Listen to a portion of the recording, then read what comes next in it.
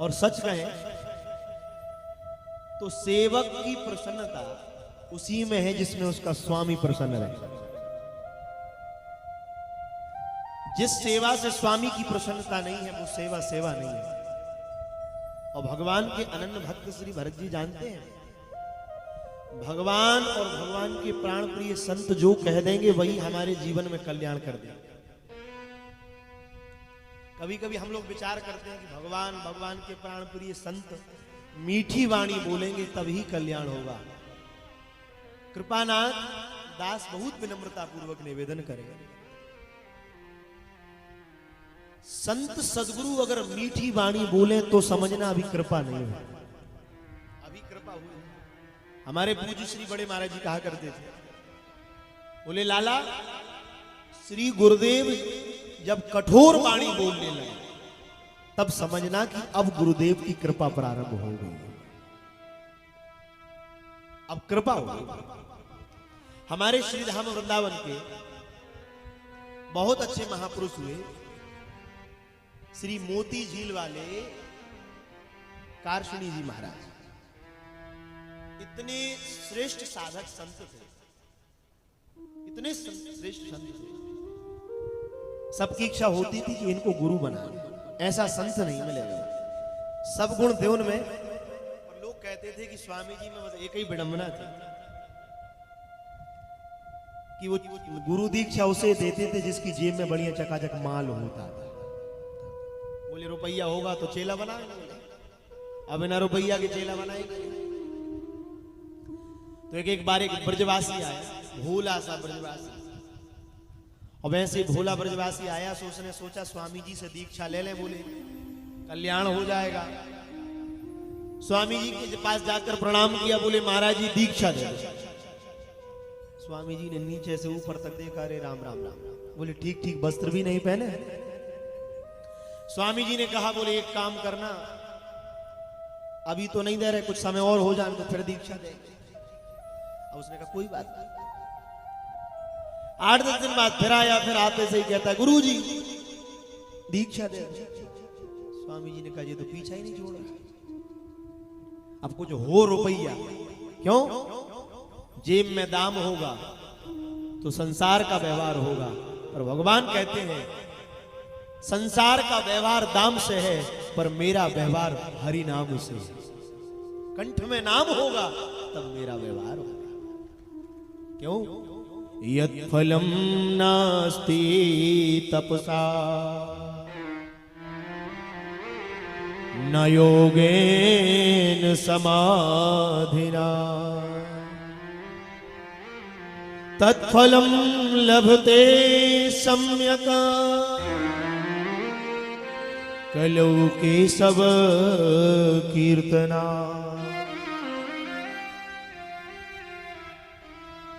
तो बोले भैया कलयुग में जिसके कंठ में नाम होगा उससे मेरा व्यवहार होगा। पर स्वामी जी देख रहे, बोले जेब में रुपया है नहीं, चेला वाला ने सा लाभ किया। स्वामी जी ने कहा, बोले एक काम करना, थोड़े ठंडे मौसम में आना, फिर देंगे दीक्षा। और उसने कहा कोई बात नहीं, ठंडे मौसम में आ जाएंगे। सवेरे सवेरे गुरु जी सो के उठे और टहलने के लिए जंगल की ओर निकले। सोई वो दौड़ा दौड़ा आ गया गुरु जी के चरणों में गिर, बोले गुरु जी क्या बात है? बोले आपने कहा था ठंडे मौसम में आना, तो आ गए, बोले दीक्षा दे। अरे गुरु जी ने सोचा ये पीछा ही नहीं छोड़ रहा, बड़ा विचित्र है। ओ गुरु जी विचार करते, बोले पीछा तो छुड़ाना है, करें क्या?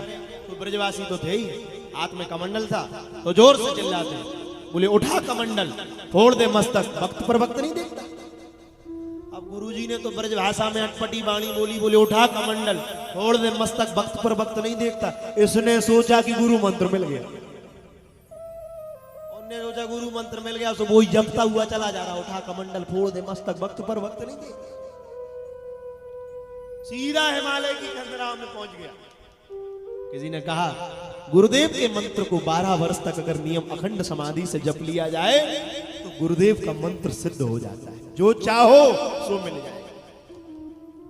क्यों? गुरु कौन है? गुरु हरि है, इसलिए वो जानते हैं। 7 दीप नव खंड में सतगुरु फेंकी डोर, सात दीप नव खंड में सतगुरु फेंकी डोर, और तापर हंसा ना चढ़े तो सतगुरु का क्या दो। बोले राम जी सतगुरुदेव भगवान ने तो डोर फेंक दी है, जो चढ़ जाते हैं वो उतर जाते हैं, और जो रह जाते हैं वो इस अथाह भव सागर में डूब जाते हैं। और धन्य है वो भक्त, वो जंगल की ओर गया, हिमालय में पहुंच गया और ध्यान लगा के बैठ गया और वही मंत्र जप रहा। बोले उठा कमंडल फोड़ दे मस्तक भक्त पर भक्त नहीं देख। अब वही जप रहा उठा कर, अब बता वो कोई मंत्र तो है नहीं, पर सदगुरु वचन वैध विश्वासा। वो स्वामी जी कह रहे हैं सदगुरुदेव ने जो कह दिया, भगवान ने जो कह दिया वही मेरा वचन। सदगुरु वचन वैध विश्वासा। डॉक्टर जो कह देगा वही ठीक होगा, यही रोग होगा, और सदगुरु जो कह देगा। तो जपता रहा 12 वर्ष हो गए, जपते जपते गुरुजी भी भूल गए कोई था, पर धन्य है चेला नहीं भूला। चेला ने कहा 12 वर्ष हो गए, मंत्र सिद्ध हो ही गया, चलो अब वृंदावन चले गुरुजी के दर्शन कर लें। तो हिमालय से लौट कर आ रहा था तो दिल्ली के आगे एक शहर पड़ता है मेरठ। मेरठ रियासत का उस समय राज्य होता था।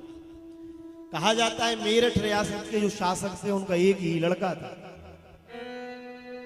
वो लड़का सर्पदंश होने के कारण मृत्यु को प्राप्त हो गया। सर्प ने काट लिया, प्राण निकल गया। राजा रो रहा, मैं कितना अभागा हूं, मेरा इकलौता पुत्र मृत्यु के काल में समा गया, मेरा ये राज्य कौन देगा। सारा समुदाय खड़ा था, नगर के लोग खड़े थे।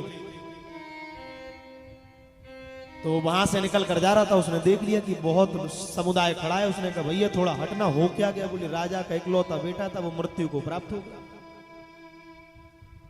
तो उसने कहा थोड़ा हटना, तो वो हटा, वो मरा हुआ वहीं पड़ा था।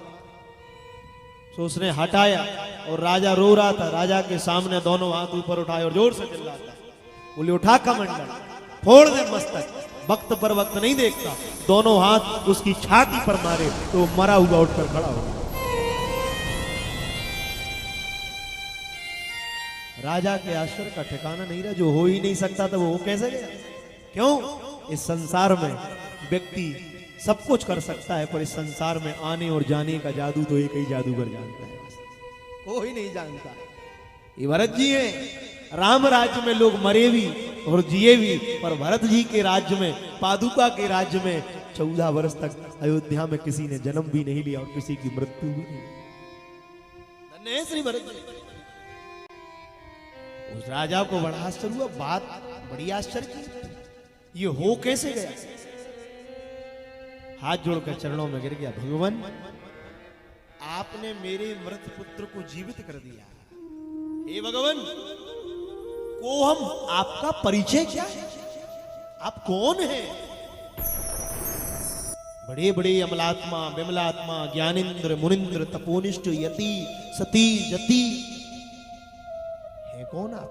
हाथ जोड़कर कहते नहीं नहीं, अपने राम तो छोटे से गुरुदेव के चरणों के दास हैं, दासानुदास। कहां जा रहे? श्री गुरुदेव के चरण कमल मकरंद का दर्शन करने के लिए श्रीधाम वृंदावन जा रहे हैं। राजा धन्य हो गया, आपने मेरी डूबती नैया को बचा ली, मरे हुए बालक को जीवित कर दिया। भगवान आज मैं भी इन नेत्रों से आपके उन गुरुदेव का दर्शन करना चाहता हूं, जिनकी कृपा से आपने वो सिद्धि पाली जो बड़े बड़े ज्ञानियों को। चलो बोले महाराज। तो 12 वर्ष बाद आए, गुरुजी के आश्रम पहुंचे। तो गुरुजी ने उसे तो नहीं देखा जिसको ओठा कमंडल वाला मंत्र दिया था। राजा को देख लिया, क्योंकि राजा मालदार है और गुरुजी की वृत्ति माल में ही लगी थी। और संसार का नियम भी है, जहां माल झड़े ता सब टूटे, और जहां डंडा पड़े ता कोई ना पूछे। ये संसार का व्यवहार भी यही है। लोग कहेंगे हम भी हैं, हम भी हैं, और जहां डंडा पड़ेंगे हम जानते ही नहीं है कौन है, कहां से आए, कैसे है, कोई नहीं जानता। पर जैसे ही राजा को देखकर महात्मा तो बड़े प्रसन्न, हाथ जोड़कर कहते हैं धन्य है आपका शिष्य जिसने मेरे मरे हुए बालक को जीवित कर दिया।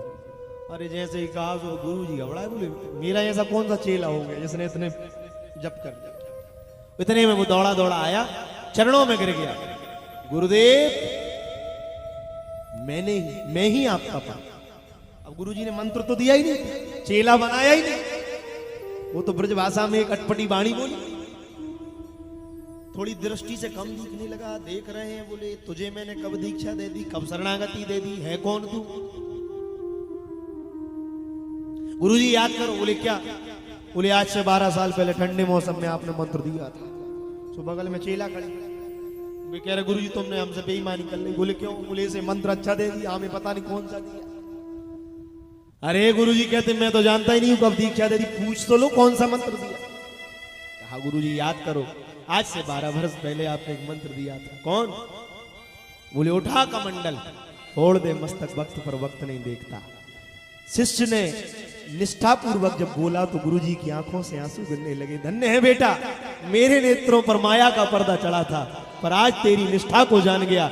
इन्हें मैंने मंत्र दिया तो ये नहीं जप पाए, तुझे मैंने गाली दी, तूने मंत्र मानकर उसको जप लिया। तेरे जैसे चेला सेवा करके गुरु गोविंद को जीत लेते हैं बेटा।